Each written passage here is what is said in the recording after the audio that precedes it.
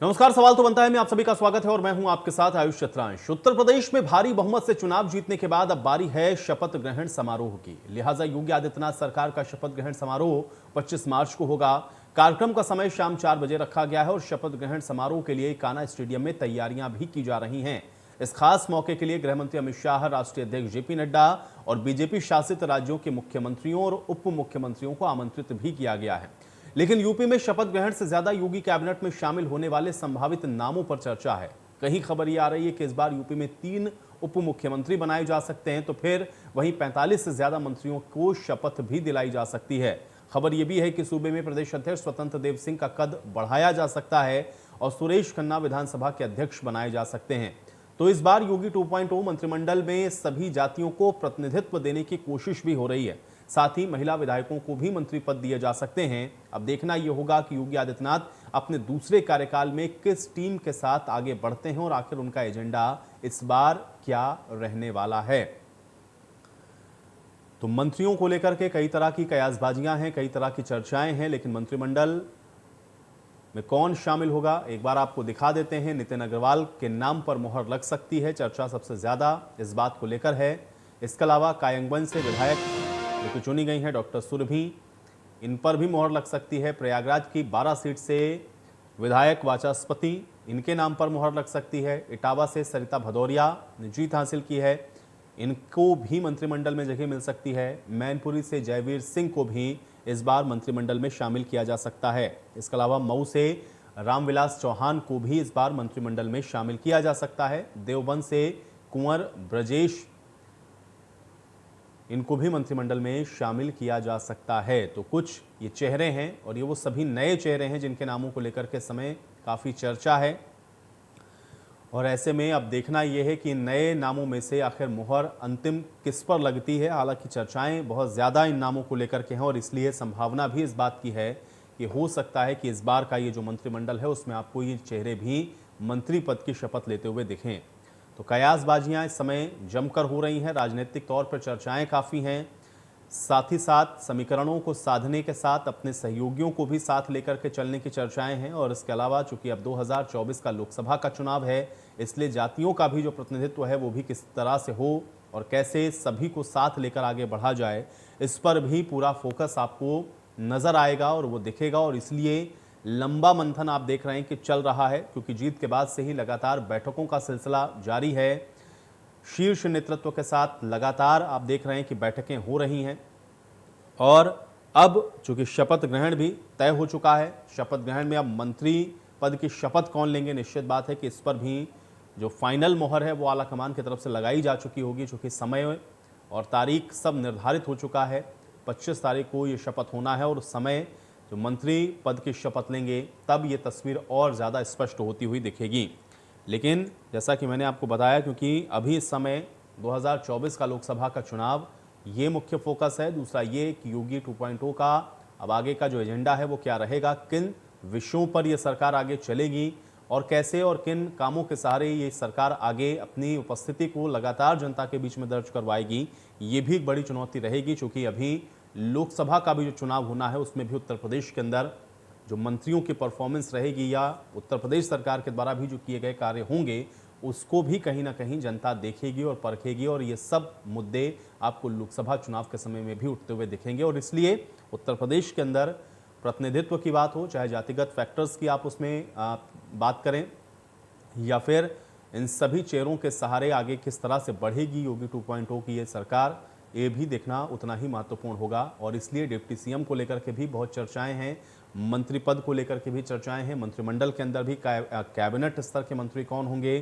राज्य मंत्री कौन होंगे, ये तमाम ऐसी चीज़ें हैं जिसके लिए आपको इंतजार करना होगा। लेकिन हाँ, कुछ चर्चाएं ज़रूर हैं और बहुत से नए चेहरे इस बार आपको देखने को मिलेंगे। क्योंकि कई आपने देखा है कि जो सिटिंग मंत्री थे वो अपना चुनाव हारे हैं, एमएलएज भी हारे हैं, लेकिन अब ऐसे में जो जीत कर इस बार आए हैं उनमें से बहुत सारे ऐसे आपको होंगे जो इस बार मंत्री पद की शपथ लेते हुए दिखेंगे।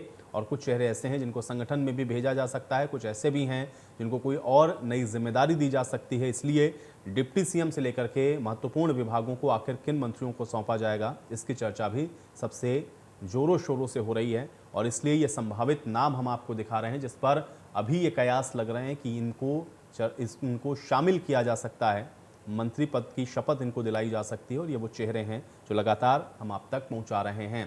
हालांकि अभी ये सब चर्चा का विषय है, ये सब सूत्रों के हवाले से सामने आ रहा है, लेकिन अभी इस पर औपचारिक तौर पर या फिर ऑफिशियली कोई जानकारी नहीं दी गई है और इसके लिए आपको इंतज़ार तो शपथ ग्रहण का ही करना होगा। लेकिन अगर ये चेहरे होते हैं तो फिर इससे क्या संदेश जा रहा है, क्या सभी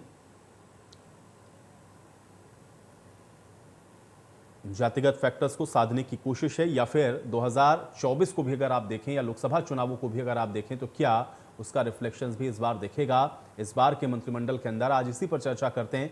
तीन बेहद खास मेहमान मेरे साथ जुड़े हैं, पहले उनका परिचय आपके साथ करवा देते हैं, फिर चर्चा में आगे बढ़ेंगे।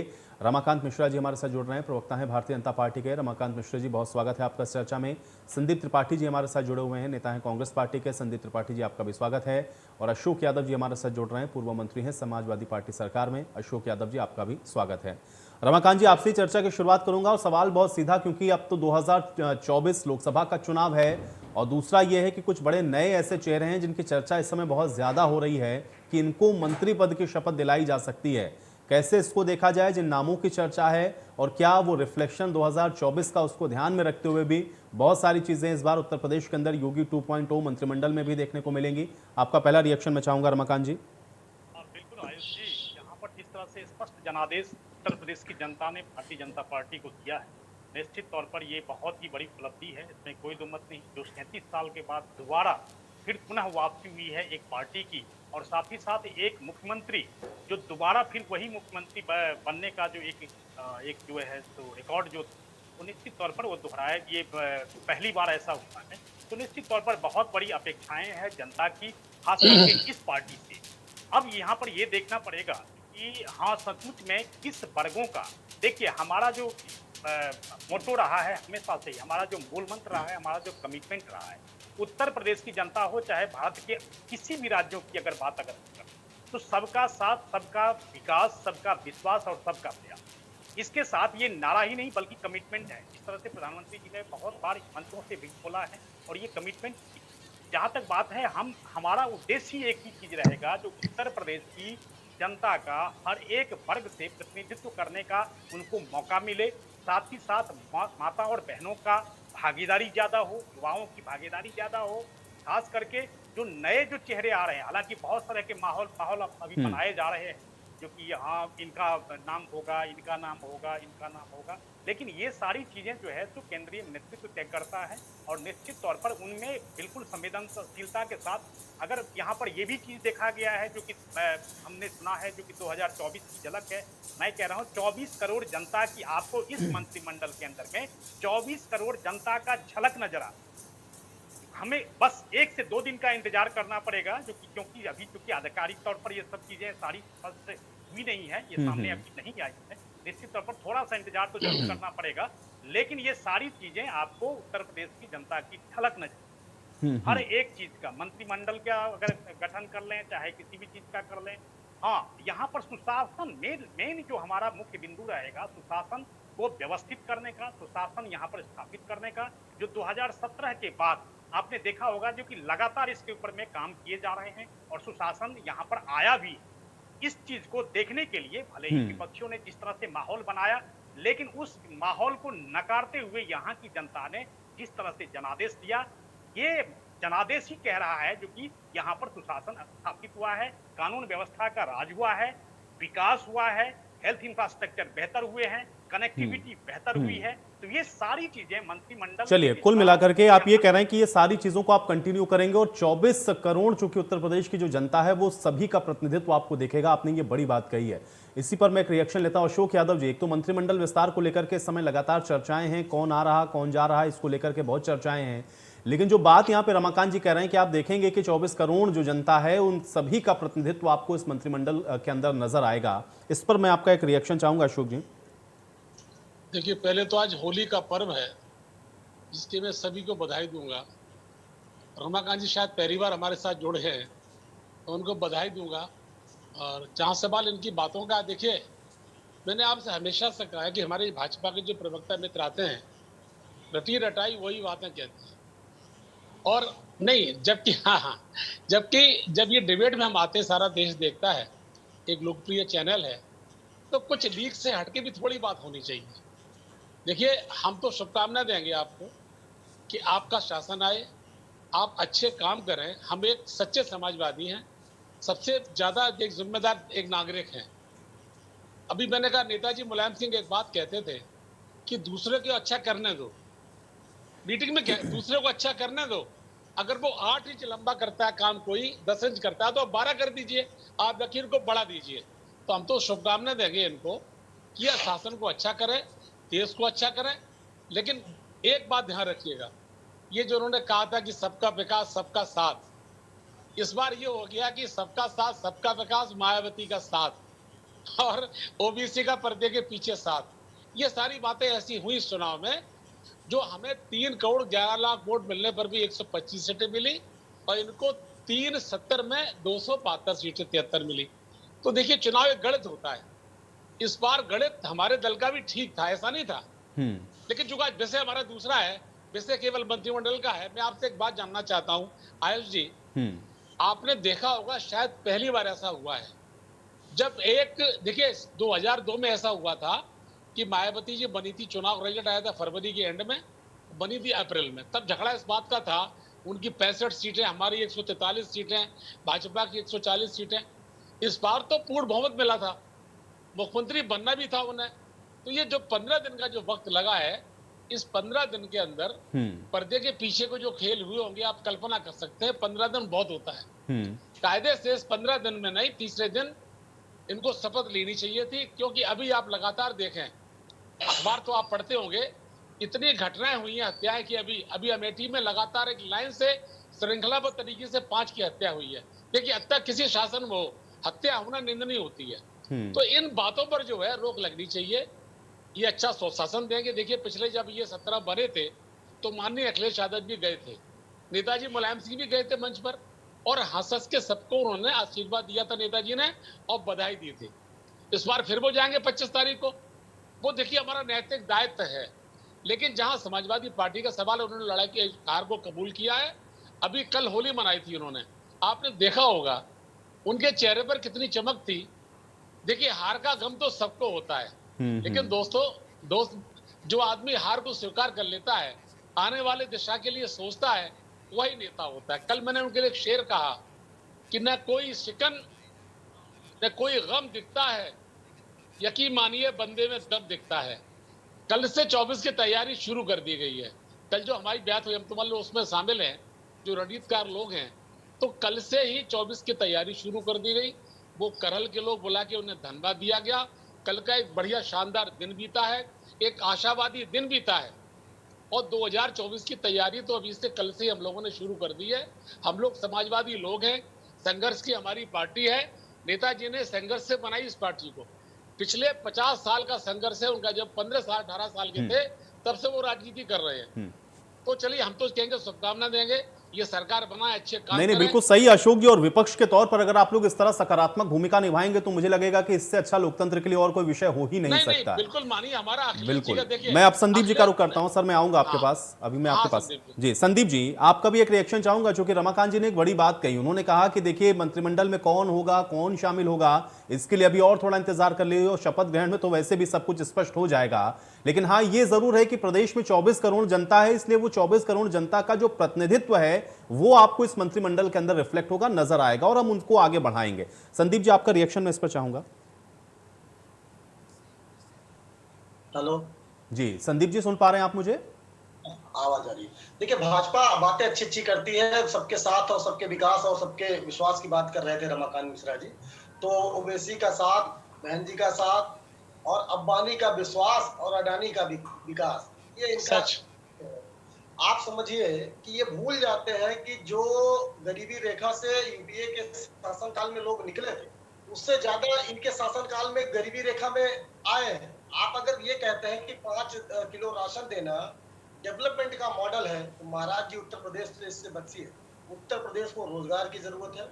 उस पर आपका क्या एजेंडा होगा, क्या करेंगे आप, उसके बारे में आज बात करिए। आज आप बात करिए कि जो सार्वजनिक उपक्रम बेच रहे हैं उसको बंद करके आप लगाना कब से शुरू करेंगे, उसकी बात करिए। आप बात करिए कि जो 100 स्मार्ट सिटी की बात की थी, जो उत्तर प्रदेश में स्मार्ट सिटी बनने थे, उनके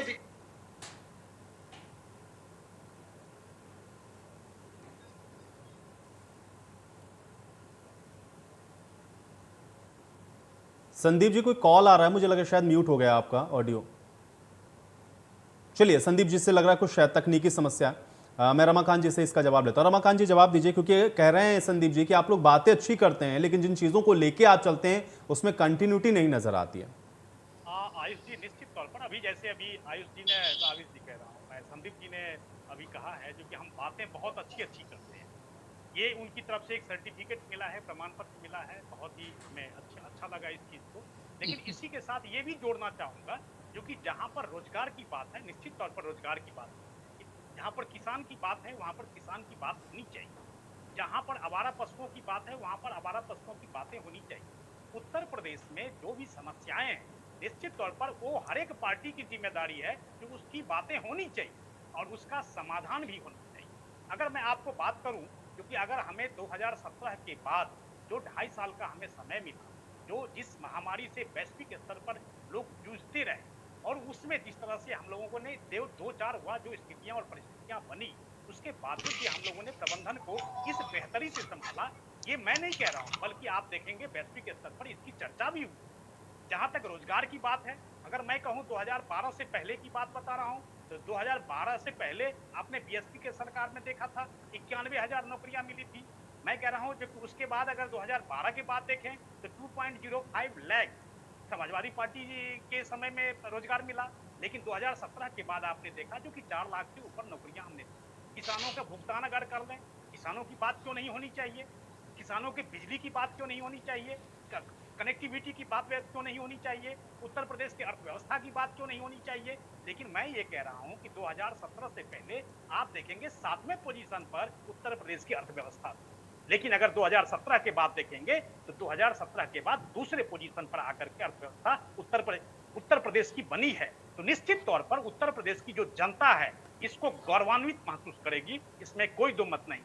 मैं यहाँ पर अच्छी बातें करने के लिए नहीं, बल्कि मैं जनता की समस्याओं को उससे रूबरू होने के लिए वहां पर एक ही चीज, उनसे जन सरोकार के जो भी मामले हो, जो भी विषय हो, हम उनको किस तरह से जनता से जुड़े, उस चीज से उनकी समस्याओं को किस बेहतरी से संभालने की कोशिश करें, हल करने की कोशिश करें, उसकी बात होनी चाहिए, निश्चित तौर पर होनी चाहिए। और यही 2017 के बाद 2022 तक जनता ने हमें उस चीज का जनादेश दिया। 2022 के बाद भी जनता ने हमें जनादेश दिया है, विश्वास जताया है, हमारी जिम्मेदारियां बढ़ गई है। जनता की जो अपेक्षाएं हैं उसके ऊपर में खड़े उतरना ये हम सब की जिम्मेदारी है, इसमें कोई दो मत नहीं। आज अगर विपक्ष में समाजवादी पार्टी है, उनकी भी जिम्मेदारियां बढ़ गई है। क्यों? क्योंकि उनकी जो जिम्मेदारियां हैं वो उससे मुकरने, ये नहीं जो चुनाव के समय में आप आए और अपनी जिम्मेदारियां निभा करके फिर उसके बाद आप चले गए। मैं अपेक्षा करूंगा जो विपक्ष में जो भी बैठे हुए हैं वो अभी अपनी जिम्मेदारी को समझे। जहां पर अगर आप देख रहे हैं जो किसी तरह चीज की कमी है, ठीक है, विपक्ष एक आईना होता है और हमें आप आईना दिखाइए, हमें खुशी होगी उस चीज का, क्योंकि हम पक्ष में बैठे हुए उस चीज का निराकरण करें। लेकिन अगर मंच से अगर कोई कहे जो कि 6 महीने के अंदर के तक कोई ट्रांसफर और पोस्टिंग नहीं होगी, तो मैं अशोक जी से एक अपेक्षा थोड़ा सा करूंगा, जो कि चूंकि पहली बार मैं इनके साथ डिबेट में बैठा हुआ हूं, लेकिन जरूर ये अपेक्षा करूंगा जो कि वो अगर हमें कहें जो कि निश्चित तौर पर जो कि मंच से एक 6 महीने तक पोस्टिंग नहीं होगी, ट्रांसफर नहीं होगा, तब तक जब तक कोई सारा हिसाब किताब चुकता नहीं किया जाए, तो ये कहां तक जायज है? क्या ऐसा जायजपन, इस चीज को कौन जाकर के सपोर्ट करेगा? क्या समाजवादी पार्टी या बहुजन समाज पार्टी या कांग्रेस पार्टी? मैं कह रहा हूं जो कि इस चीज का कोई भी नहीं ठीक है। देखिए रमाकांत जी, आपने ये सवाल तो उठा दिया, मैं इसका जवाब भी ले लूंगा, लेकिन इस सवाल का जवाब तो मुझे लग रहा है कि जनता ने भी दिया है, क्योंकि इस तरह के स्टेटमेंट्स या अगर इस तरह की कोई बात कह रहा हो और उसका खंडन होता तो मुझे लगता है कि शायद उस समय जो परिस्थितियां हैं कुछ बदल सकती थी, लेकिन जनता ने दिया जवाब। लेकिन आप चूंकि ये सवाल उठा रहे हैं उसका मैं जवाब लूंगा। पीयूष पंत जी हमारे साथ जुड़े हुए हैं, वरिष्ठ पत्रकार हैं, मैं उनका भी रुख कर लेता हूं। पीयूष जी, आपका स्वागत है इस चर्चा में। पीयूष जी, एक तो मंत्रिमंडल को लेकर के इस समय बहुत सारे सवाल हैं, बहुत सारी चर्चाएं हैं, बहुत कुछ हम लोग देख रहे हैं कि राजनीतिक तौर पर भी बहुत कुछ विमर्श हम लोगों को उत्तर प्रदेश के अंदर दिख रहा है। लेकिन अगर एक वरिष्ठ पत्रकार होने के नाते मैं आपसे ये जानना चाहूं या आपका मैं इस पर एक स्टेटमेंट चाहूं कि आपको क्या नजर आ रहा है 2024, उसका बहुत रिफ्लेक्शन हमको दिखेगा या उनको साधने की कोशिश, या इसके पीछे कुछ और परिस्थितियां या कुछ और चीजें भी आपको लग रहा है कि जिसको ध्यान में रखा जा रहा है, इसलिए भी हम देख रहे हैं कि चुनाव जीतने के बाद एक लंबा टाइम लग रहा है इस एक्सरसाइज के अंदर, इसके पीछे की वजह क्या देख रहे हैं पीयूष जी आप? देखिए, निश्चित रूप से देखिए 2024 तो है ही है क्योंकि उत्तर प्रदेश फतह करने के बाद अब जो है अगला जो पड़ाव है भारतीय जनता पार्टी की यात्रा में वो 2024 का लोकसभा चुनाव है। और निश्चित रूप से क्योंकि ये कहा जाता है कि उत्तर प्रदेश से ही जो है कि आप केंद्र की सत्ता में पहुंचते हैं, तो ये पूरी इसी तरह से पूरी प्लानिंग की जा रही है। लेकिन सिर्फ यही नहीं है, देखिए, क्योंकि भारतीय जनता पार्टी जानी जाती है कि वो काफ़ी त्वरित गति से काम करती है, और ये पहली बार हो रहा है कि इतना समय लग रहा है एक मंत्रिमंडल के गठन में और जो है मुख्यमंत्री के शपथ ग्रहण समारोह में। तो देखिए, सब कुछ ठीक नहीं है निश्चित रूप से, क्योंकि यहाँ पे देखिए असल है, चुनाव जीता गया है योगी जी के नाम पे। और योगी जी, जैसे आपको पता है कि पिछला जो भी कार्यकाल था उसमें वो अपने हिसाब से ही काम करते थे। यहाँ तक कि उन्होंने पीएमओ के जो अविनाश शर्मा जी जो पीएमओ से भेजे आवाज नहीं आ रही है पत्रकार साहब। जी अशोक जी, मैं सही करवाता हूं।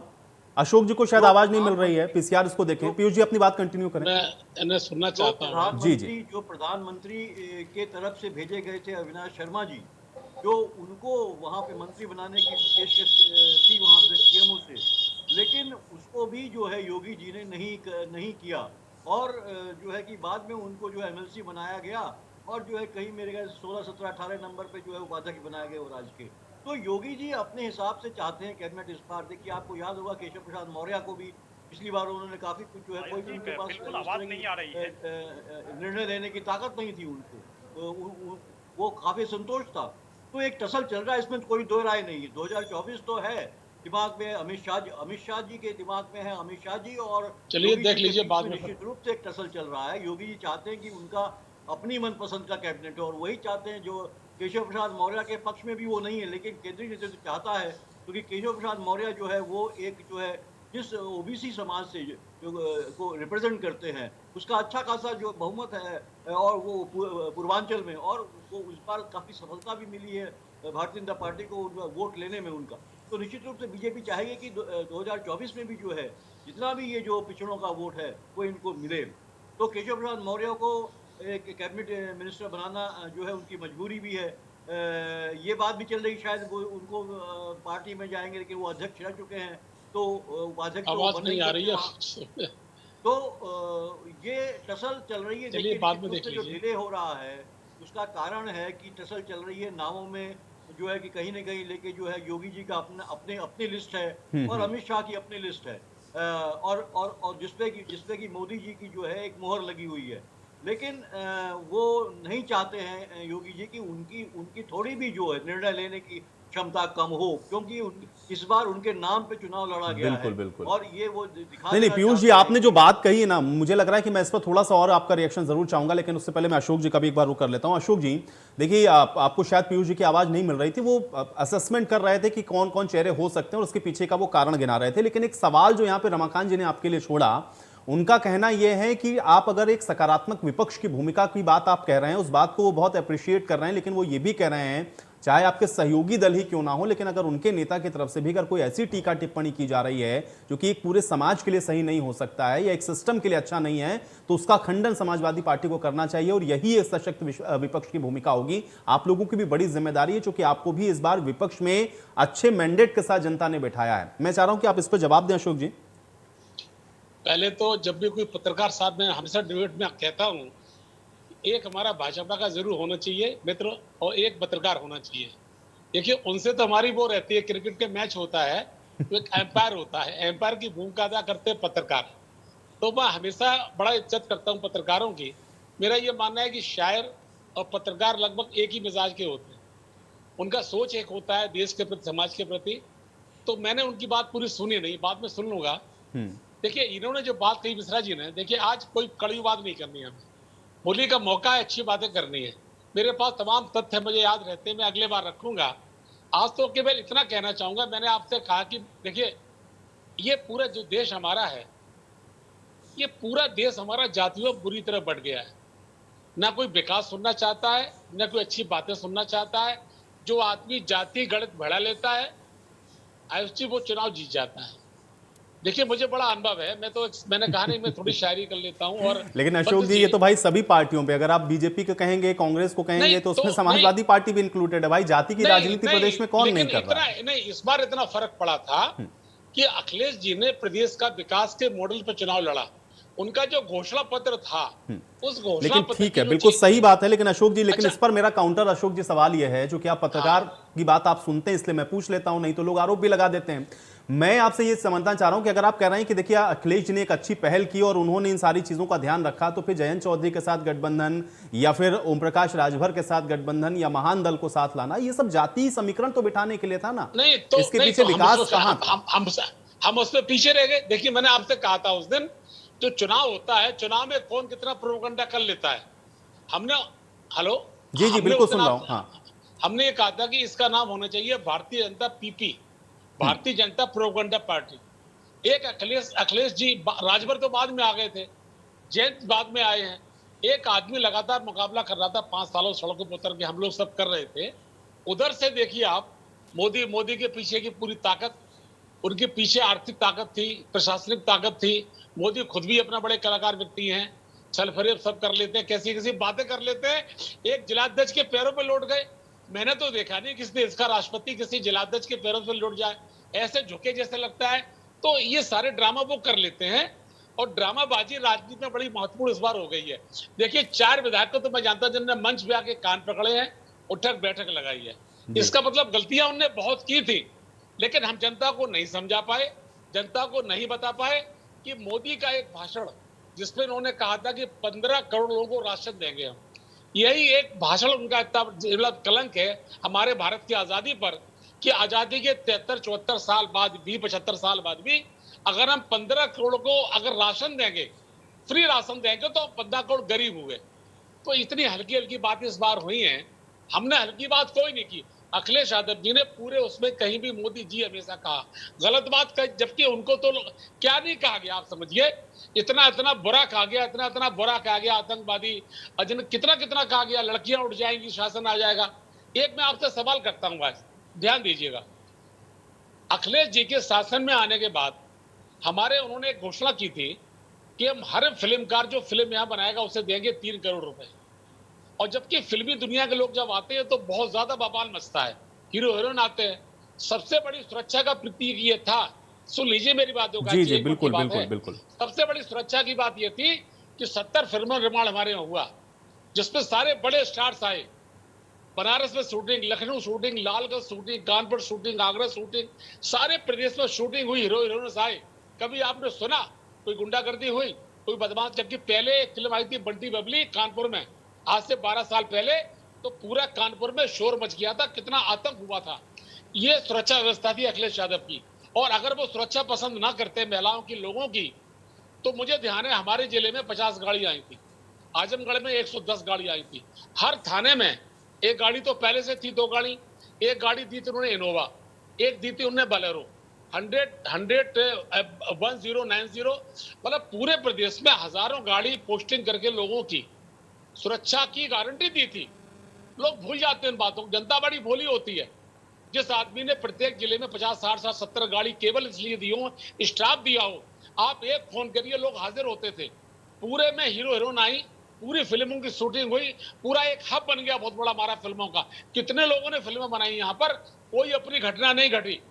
लेकिन वो कहते हम सुरक्षा नहीं कर पाए, वो कहते हमारे टाइम में गुंडागर्दी हुई। वो प्रोपेगेंडा करते रहे, हम विकास की बात करते रहे, नौकरी देंगे, हम किसानों को जो है अच्छे बीज देंगे, हम सस्ती खाद देंगे, हम शिक्षा मंत्रियों को नौकरी देंगे, हम जो पुरानी पेंशन बहाली करेंगे।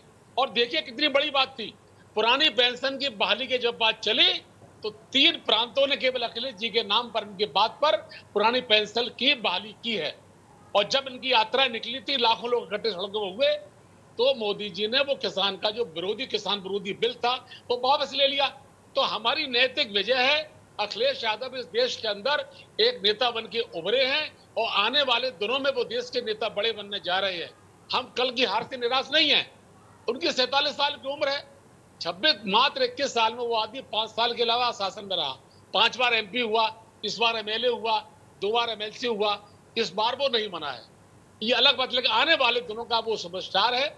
हम उम्मीद करेंगे अच्छा विपक्ष का वो एक जिम्मेदारी निभाएंगे, और जब भी नहीं आप नहीं, देश के उसमें नेताओं अशोक जी का- आपकी भी भूमिका है, अखिलेश जी तो निभाएंगे और आप जैसे नेताओं की भी बड़ी बिल्कुल, भूमिका है, और बिल्कुल, मैं मुझसे देखूंगा वो- चूंकि हम सब यहीं मुझसे रहेंगे, हम लोग उम्मीद रोजाना करिए, बैठेंगे, नहीं अभी तो नहीं शुरू मुझसे होगा तो हम लोग देखेंगे कि आप देखिए, लोग किस तरह से अपनी भूमिका को अच्छा निभाते अच्छा हैं। एक जी एक बात सुनिए, जी हम जब भी इससे पहले आए थे बहुत बार मौचाबरे इसलिए हो गई जब नेता को गाली देंगे तो हम भी अग्रेसर हो गए।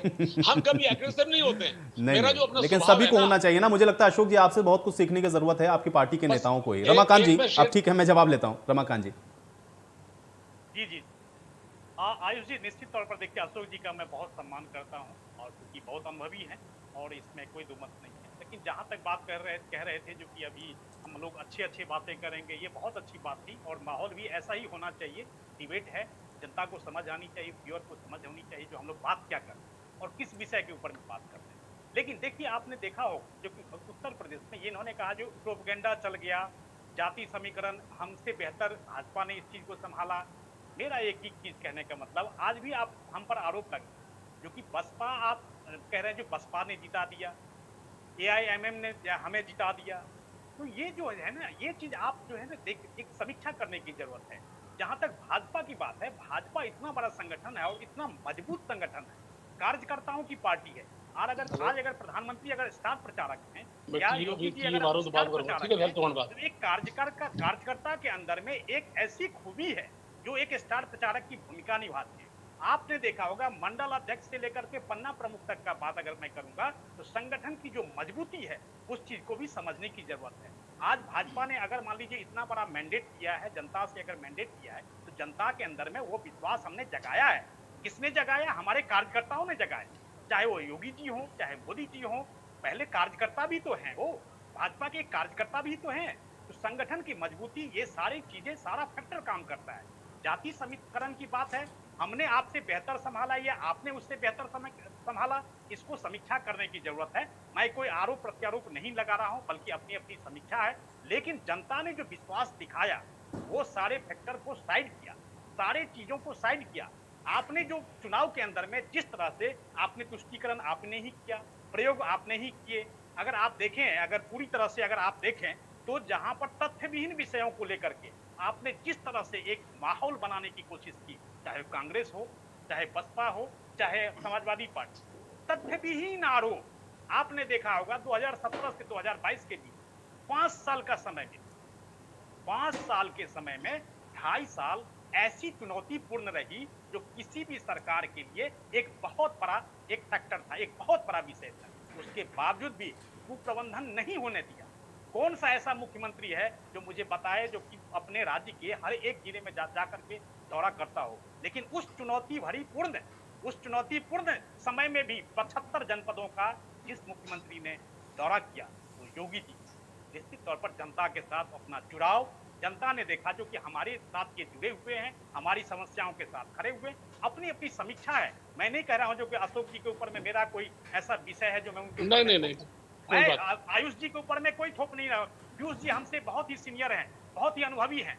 हम लोगों को समीक्षा इस चीज का करना चाहिए जो कि हाँ, संगठन भी एक बहुत बड़ी चीज होती है। आप मंडल अध्यक्ष को कम ना आके, आप पन्ना प्रमुख को कम ना आके, आप प्रधानमंत्री जी को कम ना आके, आप योगी जी को कम ना आके, एक एक कार्यकर्ता का विश्वास, उनका परिश्रम, उनकी जो है जनता के साथ जिस तरह से उन्होंने अपने आप को कनेक्ट किया, जनता की समस्याओं को जिस तरह से धरातल पर उतारने की कोशिश, ये सारी फैक्टर जो है जिसमें काम आया। और 2017 के बाद जिस तरह से मैंडेट किया, उसी तरह से 2022 के बाद भी जनता ने अपना विश्वास इस सरकार, इस पार्टी के ऊपर में जताया। जो आप देखेंगे 25 तारीख को, जहां तक मंत्रिमंडल की बात है, निश्चित तौर पर आपको 24 करोड़ का, मैं फिर दोहरा रहा हूं इस चीज को, 24 करोड़ जनता का झलक नजर आएगा। और ये कहने का मतलब ये है, उत्तर प्रदेश की बेहतरी के लिए, उत्तम प्रदेश बनाने के ओर जो है कदम हम लोग बढ़ाने की बिल्कुल प्रयास करेंगे और उसमें हम लोग सफल भी। बिल्कुल पीयूष जी, लेकिन इस बार क्या देखिए, एक तो उप मुख्यमंत्री को लेकर के हम लोग देख रहे हैं कि बहुत ज्यादा चर्चाएं हैं, जिनमें से अभी आप डिप्टी सीएम का जिक्र भी कर रहे थे, केशव प्रसाद मौर्य का। फिर दिनेश शर्मा जी को हम लोग देखते हैं तो उन्होंने तो इस बार चुनाव भी नहीं लड़ा। 3 हम लोग देख रहे हैं कि चर्चाएं हो रही हैं कि हो सकता है कि AK शर्मा जी को भी इस बार शामिल कर लिया जाए, 3 डिप्टी सीएम हो सकते हैं। और इसी के साथ एक सवाल मैं और जोड़ूंगा कि फिर जो सहयोगी आप साथ लेकर के चले थे, जिसमें निषाद पार्टी या अपना दल अनुप्रिया पटेल, इन लोगों का भी प्रतिनिधित्व कैसे होगा राज्य सरकार के अंदर, इसको लेकर के भी बड़ी चर्चाएं हैं। इसका आकलन आप किस तरह से करते हैं और क्या इसलिए बहुत हम देख रहे हैं कि हर चीज को बड़ा ध्यान रखा जा रहा है, या एक समय जो हमको लग रहा है कि बहुत ज्यादा लग रहा है इन सारी चीजों को एक तरीके से ट्रैक पर लाने के लिए या विचार विमर्श के लिए, क्या इसके पीछे का ये कारण आप मानते हैं पीयूष जी? देखिए, निश्चित रूप से देखिए, मैंने आपसे पहले भी कहा कि एक कहीं न कहीं जो है टसल है योगी जी और उनके पीयूष जी, बीच मैं में, आपको और सुनना जो है चाहता हूँ, आवाज नहीं केंद्रीय मिली नेतृत्व जो दुर्भाग्य है, से मुझे। जो केंद्रीय नेतृत्व है, आवाज नहीं मिल रही। चलिए अब आ रही है, प्लीज आप कहिएगा। ठीक है पीयूष जी, हाँ कंटिन्यू करें। जो योगी जी है और केंद्रीय नेतृत्व जो है, उनके बीच में टसल है निश्चित रूप से। देखिए, इसीलिए इतना डिले हो रहा है, इतना डिले वरना होना नहीं चाहिए था। और भारतीय जनता पार्टी जो है वो इस बारे में जो है जानी जाती है कि वो बहुत जल्दी काम करती है और तुरंत जो है उनका शपथ ग्रहण भी हो जाता है और सरकार चलने लगती है। लेकिन इस बार हो रहा है क्योंकि योगी जी अपने बूते पे वो चुनाव जिता के लेके आए हैं, क्योंकि उनके नाम पे चुनाव लड़ा गया है, मोदी जी के नाम पे नहीं। हालांकि बाद के जो है चरण थे उनमें मोदी जी ने खुद भी जो है वोट मांगा है, लेकिन योगी जी के नाम पे ही जो है कि अगले मुख्यमंत्री के रूप में चुनाव लड़ा गया था। और योगी जी लगातार जो है कि अपने हिसाब से काम करने के लिए जाने जाते हैं वो। तो देखिए, निश्चित रूप से एक टसल है, मैं तो कह रहा हूँ। लेकिन आपने जो नाम बताया, जैसे केशव प्रसाद मौर्य, बहुत महत्वपूर्ण है। मैंने पहले भी आपसे कहा, वो लेकिन चुनाव हार गए हैं तो थोड़ा सा दिक्कत है उनके साथ। हालांकि एमएलसी वो है, लेकिन एक चुनाव हार जाता है तो कहीं आदमी थोड़ा बहुत स्पिरिट डाउन हो जाता है। लेकिन भाजपा के लिए केशव प्रसाद मौर्य की बहुत इंपॉर्टेंस है। हालांकि उनको जो है योगी जी ने जो है स्टूल का मंत्री तक बना दिया था, जैसा कि लोग कहते थे और विपक्षी दल भी कहते थे। स्टूल मंत्री वो बन के रह गए थे, या कोई उनके निर्णय लेने की उनके कोई उस तरह के अधिकार नहीं थे। लेकिन फिर भी इसके बावजूद जो है, जो ओबीसी वोट बैंक है, खासकर कुर्मी जो कुर्मी वोट बैंक जो है, वो उसके लिए जो है केशव प्रसाद मौर्य को देखिए तो डिप्टी सीएम भी फिर से रखा जाएगा और कोई महत्वपूर्ण मंत्रालय उन्हें दिया जाएगा, या फिर एक बार फिर उनको कहा जाएगा कि आप जो है पार्टी अध्यक्ष की कमान संभालिए। हालांकि मुझे लगता है कि केशव प्रसाद मौर्य ये पद नहीं लेंगे, क्योंकि पिछली बार उनका अनुभव बहुत कटु रहा है। उन्होंने बहुत मेहनत करी थी 217 में उत्तर प्रदेश के भाजपा अध्यक्ष के रूप में। उन्होंने तमाम ओबीसी जो सेक्शन से उनको जोड़ा, भाजपा के जो है फोल्ड में लेके आए वो। लेकिन और ये कहा भी गया था कि उन्हीं को बनाया जाएगा मुख्यमंत्री, लेकिन उनको ठेंगा दिखा दिया गया। तो वो कहीं न कहीं मुझे नहीं लगता कि इस बार अध्यक्ष के तैयार होंगे। तो उनको निश्चित रूप से कैबिनेट में ही डिप्टी सीएम ही वो बन के आएंगे, मुझे ऐसा लगता है। और देर इसलिए हो रही है कि योगी जी नहीं चाहते कि केशव प्रसाद मौर्य जो आए उनके कैबिनेट में रहें, क्योंकि उनका 36 का आंकड़ा रहा पिछली बार। और जहां तक देखिए पीयूष जी, एक जानकारी मैं इसमें और जोड़ता हूं, मैं चाह रहा हूं इस पर भी आप जरा एक टिप्पणी करिएगा और फिर अपनी बात को आगे रखिएगा। मोहन भागवत के साथ मुख्यमंत्री योगी आदित्यनाथ की एक बड़ी महत्वपूर्ण बैठक अभी चल रही है गोरखपुर के अंदर, इसको आप किस तरह से देख रहे हैं? इस पर क्या लग रहा है कि क्या डिस्कशन हो सकता है? देखिए ये इस बैठक का बहुत महत्व है, और इसलिए महत्व है कि लगातार जो है कि जो रस्साकसी चल रही है उसमें अपर हैंड जो है मोदी जी और अमित शाह का हो रहा है। और कहीं न कहीं जो है योगी जी जो है वो इस बात को लेकर काफ़ी थोड़े दुखी भी हैं, ऐसे खबरें आई हैं, क्योंकि उनके बहुत से जो कैंडिडेट्स हैं उनको महत्व नहीं दिया जा रहा है। तो अल्टीमेटली जो है कि वो जो है कि जो संघ है, देखिए संघ की बैकिंग है योगी जी के साथ, क्योंकि संघ का जो एक है कि हिंदू राष्ट्र बनाना जो है वो एक उनका जो एक प्रोग्राम है पूरा का पूरा, और उसमें जो है उत्तर प्रदेश एक अहम पड़ाव था। ये यहाँ से जो है कि वो उनके हिंदुत्ववाद का जो है परचम लेके जाना था, और योगी जी सबसे बढ़िया फिट हुए थे। इसीलिए संघ ने जो है उनकी बैकिंग करी थी, उनको कहा गया था। वरना आप देखिए, आपको याद होगा कि किसी और का नाम चल रहा था 2017 में मुख्यमंत्री के लिए, जो इस समय JNK के गवर्नर हैं। लेकिन योगी जी आए हैं, संघ के बैकिंग से आए हैं। इसीलिए देखिए अब वो जाके मोहन भागवत से मिले हैं, और कहीं न कहीं जो उनकी ये कोशिश है कि जो मेरे हिसाब से अगर नहीं होगा, ये कैबिनेट नहीं बनेगा, तो मैं जो है ये पद लेने के लिए तैयार। चलिए पीयूष जी, लेकिन एक टिप्पणी में थोड़ा विपक्ष के ऊपर भी चाहता हूं। एक तो समाजवादी पार्टी का इस बार का प्रदर्शन और दूसरा उसकी विपक्ष की भूमिका को आप किस तरह से देख रहे हैं अभी? मुझसे पूछ रहे हैं आप? जी जी पंत जी, आपसे ही सवाल है। देखिए, समाजवादी पार्टी, अभी अशोक यादव जी कह रहे थे कि हमने बहुत मेहनत करी जी। देखिए, जनता ने आपको मौका दिया, एक मुद्दे आए जो बेसिक मुद्दे आपने उठाए, निश्चित रूप से मुद्दे उठाए आपने, लेकिन समाजवादी पार्टी ने बहुत देर कर दी। समाजवादी पार्टी जो कह रहे थे 5 साल से कहीं नहीं सीन पे थी। भारतीय जनता पार्टी जिसके पास बहुत तगड़ा मजबूत संगठन है, और भारतीय जनता पार्टी जो 24 आवर जो है इलेक्शन के मूड में रहती है, उसको मैच करने के लिए निश्चित रूप से एक जो जन असंतोष था, जो लोगों के अंदर महंगाई को लेके, जो पैंडेमिक में जो हालात बने थे, जिस तरह से लोगों को दिक्कतें आई थी, लोग मर रहे, जिस तरह लाशें बह रही थी गंगा में, तमाम चीज़ों को लेके, बेरोजगारी को लेके था आक्रोश, निश्चित रूप से था। पुलिस की जाति को लेके था, पुलिस का जो बर्ताव था उसको लेके था, जिस तरह पुलिस हिंसा पे उतारू थी उसको लेके था, लेकिन उसको इनकैश नहीं कर पाए क्योंकि इनके पास संगठन नहीं था। अक्टूबर, देखिए अक्टूबर में, अभी अक्टूबर में पिछले साल जो है ये स्टेट काउंसिल का गठन किया गया, और उसके बाद जो है ये थोड़ा फिर जो है अखिलेश भी आए, उसके बाद उन्होंने जो है अपनी रथ यात्राएं शुरू करी। उसके पहले कहीं समाजवादी पार्टी लग नहीं रहा था कि वो भारतीय जनता पार्टी को चुनौती देने के लिए आने वाली है, कहीं कोशिश कर रही है। तो समाजवादी पार्टी को जो एक पब्लिक सपोर्ट मिला है उसकी वजह से उनको इतनी सीटें मिल गई हैं, और जो निश्चित रूप से अखिलेश यादव ने एक जो सोशल इंजीनियरिंग करी इस बार जो है ओबीसी वोट को लिया, क्योंकि उनको पता लग गया कि उसके बिना चल नहीं सकता, मुस्लिम यादव कॉम्बिनेशन से काम नहीं चलेगा। लेकिन देखिए, सबसे बड़ी बात इस बार क्या हुई कि यादव भी जो है 50% यादव जो है उन्होंने दूसरी पार्टी बीजेपी को जो है वोट दिया है, ये बहुत बड़ी बात है। तो कहीं ना कहीं समाजवादी पार्टी की असफलता है। समाजवादी पार्टी उन मुद्दों को पूरी तरीके से जनता तक नहीं पहुंचा पाई क्योंकि संगठन कमजोर था, बूथ लेवल तक उनकी तैयारी नहीं थी। उन्होंने जो अपना यूथ का जो प्रेसिडेंट है उसको भी बहुत देर में उन्होंने अपॉइंट किया। उसको इन्होंने एक बनाया था कि एक स्वागत कमेटी की, दलितों के लिए बनाया था एक इस तरह की कमेटी, जिसके उनका स्वागत करने के लिए, उनको लाने के लिए पार्टी में, लेकिन उसका अध्यक्ष ही नहीं अपॉइंट कर पाए। तो तमाम खामियां समाजवादी पार्टी की थी, जिनको एक लहर सी जो बन गई थी, एक लहर पिछले जो है 4-5 महीने में, उसका फायदा थोड़ा सा नहीं पहले मिला। अगर और हो जाता तो मुझे लगता है कि समाजवादी पार्टी को निश्चित रूप से मैंडेट अगर मिल भी 2-3 साल सकता पहले था। ये मैं इस पर एक जवाब लेता हूं अशोक जी। अशोक जी, देखिए, दो बड़े महत्वपूर्ण सवाल यहां पर हैं। एक सवाल मेरा है और एक इसमें जो अभी पीयूष जी ने सवाल साथ में उठाया, उनका ये कहना है कि आप लोगों ने मेहनत अच्छी की लेकिन थोड़ा सा आप लोग डिले हो गए। अगर थोड़ा और पहले आप लोगों ने किया होता तो सत्ता तक आप लोग पहुंच जाते, क्योंकि मेहनत दिख रही थी। मेरा सवाल इसके साथ ये भी है, चूंकि जिस गठबंधन को आप लोगों ने बनाया, जिसका जिक्र अभी पीयूष जी ने किया कि उस वजह से भी आप लोगों ने कुछ वोट को जोड़ा साथ में, लेकिन अभी जो सुगबुगाहट हो रही है उन गठबंधन में भी हम लोग देख रहे हैं। एक तो आपके महान दल के साथ जो गठबंधन था, केशव मौर्य ने बहुत अटपटी बातें कही।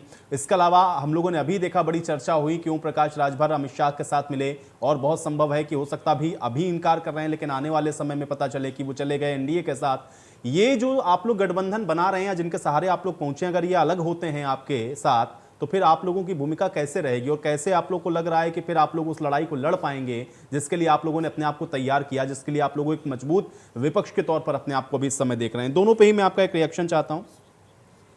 देखिए, अभी जो पत्रकार साहब हमारे पंत जी हैं, मैं इनकी दुर्भाग्य से बात ही नहीं सुन पाया, जबकि मेरा बड़ा मन था कि हमारे एम्पायर क्या कह रहे हैं। हम तो आपको एक रेफरी मानते हैं, एक एम्पायर मानते हैं कि आप उंगली उठाते हैं या नहीं उठाते। लेकिन आपका जो सवाल मुझे मिला, देखिए मेरे मन में तो बहुत, मैं चिंतनशील आदमी हूँ और मैं रोज कुछ लिखता भी हूँ, तमाम शेर कहता हूँ, गजलें कहता हूँ, मेरे जिंदगी का एक हिस्सा है। लेकिन ये मानिए कि अखिलेश जैसा व्यक्तित्व जो 22 साल पहले मिला था, तब से आज तक मैं उनके साथ केवल इसलिए हूँ, मैं, देखिए ये अब तो चुनाव हो चुका है ना, वो जितना निर्मल उज्जवल चरित्र का आदमी आज के राजनीति में मिलना मुश्किल है। सबसे बड़ी बात, जो दिल में वो मोप है, ये नहीं कि जुबान में कुछ है और दिल में कुछ है। और देखिए एक चीज बताएं आपको, राजनीति इन लोगों ने की है वो पर्दे के पीछे की है और आगे की है। हम लोगों ने राजनीति पर्दे के सामने की, जो है वो कह दिया। पर्दे के पीछे एक पार्टी अलग काम करती है, पर्दे के पीछे अलग काम करते हैं। ये भाजपा के पर्दे के पीछे के बड़े खेल हुए। पर्दे के पीछे के जो खेल हुए, चाहे आड़िए नाम अंबानी पैसा लिए बैठे हो, मायावती अपनी पूरी सीटी लिए बैठे हो, और चाहे मोहन भागवत की पूरी टीम लगी हो, ये पर्दे के पीछे खेल चलते रहे। हम लोग पर्दे के आगे आगे सीना ठोक के अपनी बात करते रहे, और जब पर्दे के आगे ये मोदी वगैरह सब अपनी बात करते रहे, तो हम पिछड़े यहाँ पर हैं कि हमने पर्दे के पीछे वाले खेल न सीखे न किए हैं। जो चीज वो हमारे सामने है, एक हमारी सबसे मशहूर गजल का एक शेर सुन लीजिए कि तारीख माने इतिहास होता है, कि तारीख बताएगी कल सारे जमाने को, कुछ तेरे फसाने को कुछ मेरे फसाने को। तारीख बताएगी कल सारे जमाने को, कुछ मेरे फसाने को, कुछ तेरे फसाने को। और कुछ लोग यहाँ आकर गुलशन को सजाते हैं, कुछ लोग यहाँ आकर गुलशन को सजाते हैं, कुछ लोग यहाँ आते बस आग लगाने को। दुनिया में दो तरह के आदमी होते हैं, आग लगाने वाले और गुलशन को सजाने वाले। आप कल माननीय मुलायम सिंह जी मेरे साथ रहे, मैंने उनके चरणों में बैठ के होली खेली। मैं आपसे एक बात जानना चाहता हूँ, कितना उनको विरोध हुआ 30-40 साल लगातार, लेकिन आज देश में वो ऐसा नेता है, वो राजनीति से थोड़ा हटके आजकल है, उतनी प्रचार कर पाते, लेकिन चाहे मोदी जी हो, आपके योगी जी अमित शाह जी हो, योगी जी हर साल घर पे जाते हैं उनके, अमित शाह जाते हैं, तो उनके 30-40 सालों का जो काम था, अच्छे काम थे, तारीख इतिहास में जो अच्छे काम किए थे, आज इसलिए मुलायम सिंह की इज्जत होती पूरे देश के अंदर, उन्होंने बेहतर काम किए थे। बिल्कुल अशोक इस जी, सरकार देखिए के- बेहतर नेता की हमेशा इज्जत होती है और हर पार्टी में वैसे नेता हैं जिनकी इज्जत सारे पार्टी के नेता करते हैं। हाँ, लेकिन बिल्कुल, मुझे लगता है बिल्कुल, कि आप समाजवादी पार्टी के जो प्रवक्ता हैं अशोक जी, ये मेरा पर्सनल ओपिनियन है, थोड़ा सा आप उनको सिखाइए। जैसे हाँ, आप बोल रहे हैं या जो बातें आप कहते हैं ना, अगर थोड़ा आप गाइड करेंगे तो मुझे लग रहा है और बेहतर होगा और एक अच्छी विपक्ष की भूमिका आप निभा पाएंगे। आज मैं मैं आपसे इसको खुद कह अप्रिशिएट रहा करता हूं क्योंकि मुझे बहुत कम मिलता है कि इतने सुलझे हुए प्रवक्ता मिले, वरना मैं ही चिल्लाता चलिए, रहता हूं आधी डिबेट में। रमाकांत जी से मैं जवाब लेता हूं, मेरे पास समय की बहुत कमी है, मैं माफी के साथ। उसके बाद रमाकांत जी, रमाकांत जी, हाँ, जी जो ये जो अभी जो टशल वाली जो एक थोड़ी बात अभी यहाँ पे पीयूष जी ने कही, क्योंकि बहुत सारी खींचातानी अंदर खाने भी होती हैं योगी आदित्यनाथ को लेकर के और शीर्ष नेतृत्व के बीच में भी बहुत सारी चीजें चुनावों के पहले भी थी। अभी भी जो परिस्थितियां हैं, क्या उन सब के बीच में ये चीजें चल रही हैं क्या रमाकांत जी? नहीं आयुष जी, मैं बिल्कुल स्पष्ट करना चाहूंगा, आपके चैनल के माध्यम से बिल्कुल स्पष्ट करना चाहूंगा, इस तरह का किसी तरह का किस्ता, देखिए संगठन की मजबूती जो है तो ऐसे नहीं होती। अनुशासन होता है, उसके प्रोटोकॉल्स होते हैं, उसके कुछ नियम होते हैं, कुछ शर्तें होती है और इस चीज को सब फॉलो करते हैं। मैं अगर छोटा से छोटा कार्यकर्ता की बात करूं, वहां से लेकर के शीर्ष नेतृत्व तक, ये सारे इस चीज को फॉलो करते हैं, सारे प्रोटोकॉल फॉलो करते हैं। तो इसीलिए इस तरह का देखिए, एक तरह से जिस तरह से देखिए विपक्ष की भी अपनी भूमिका है। विपक्ष ने जिस तरह से माहौल बनाने की कोशिश की है या कर रही, आज मान लीजिए 10 तारीख को चुनाव का नतीजा आया, 25 तारीख को शपथ ग्रहण, इसका एक ही उन्होंने मीनिंग निकाला, जो इनके अंदर खाने सब कुछ सही नहीं चल रहा और एक माहौल बनाने की कोशिश की गई। लेकिन आपने देखा जो कि ये सब कुछ भी ऐसे बीत जाएगा जैसे चुनाव में जिस तरह से प्रोपेगेंडा हुआ, जातिगत समीकरण बना, सब कुछ बना, आरोप प्रत्यारोप, ये तो समीक्षा की बातें हैं, जो क्या होगा नहीं होगा। लेकिन नतीजा हम लोगों को ये देखना है कि उत्तर प्रदेश की जनता को किस तरह से उत्तम बनाना है, ये हम सब का ध्येय होनी चाहिए, हम सब की जिम्मेदारी। जी आयुष। चलिए रमाकांत जी, आपकी इसी बात के साथ आज की चर्चा में यहीं समाप्त करूंगा। आप तीनों लोगों का बहुत शुक्रिया अपना समय निकालने के लिए, आज इस चर्चा का हिस्सा बनने के लिए। हालांकि मंत्रिमंडल में कौन शामिल होगा, कौन से चेहरे होंगे, इसके लिए तो आपको शपथ का इंतजार करना पड़ेगा। लेकिन हाँ, अब देखना यह है कि योगी 2.0 का ये जो मंत्रिमंडल है वो किस तरह से नीतियों को लेकर के आगे बढ़ता है और उसमें विपक्ष की भूमिका आखिर किस प्रकार की रहती है। आज सवाल तो बनता है। मैं मेरे साथ फिलहाल इतना ही।